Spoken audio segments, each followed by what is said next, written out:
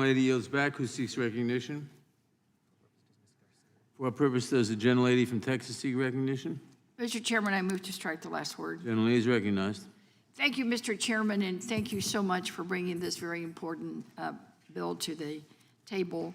You know, I don't want us to get distracted with other issues. I mean, this is a very narrow issue about something that really, quite frankly, should have never even happened, that people get deported after serving our country. I think it's time that we put veterans ahead of politics and veterans ahead of partisan politics and vote to support our veterans.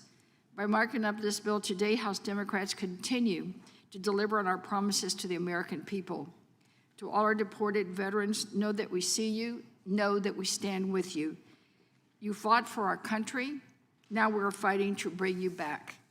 A todos nuestros veteranos que fueron deportados, sepan que no son olvidados. Los esperamos de nuevo en casa con brazos abiertos. Mr. Chairman, I simply said that we support them and that we're working hard to bring them home. We have a moral obligation to those who have served our nation in our armed services. Since the Revolutionary War, immigrant service members have continued to fight in every major conflict throughout our history. That obligation is not limited only to our military members, but extends to their families who support our veterans.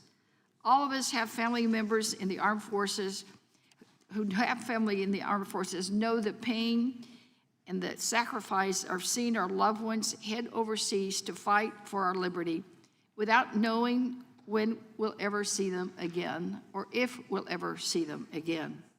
If you're willing to put your life on the line to defend this country and its values, you should be able to become a U.S. citizen. This bill simply says that it all begins at basic training. And if we don't do this, it will continue to be totally unacceptable that service members who risked all their life to protect us are thanked for their service with an order of removal. In my view, they should be rewarded with a medal. Those who have served our country, paid for their actions, and who do not pose a threat to our community should not be condemned to exile. They should be allowed to process their pending immigration proceedings within the United States, the nation they swore to defend and risk their lives. As they are morally entitled, they should receive the comprehensive health care benefits that veterans are eligible to receive. I commend the efforts of the Biden administration in dignifying our veterans and service members who have served and sacrificed for our country. The Immigrant Military Members in Veterans Initiative has taken significant steps in the right direction. I thank the leadership of Congressman Takano and our chairwoman Lofgren on this issue.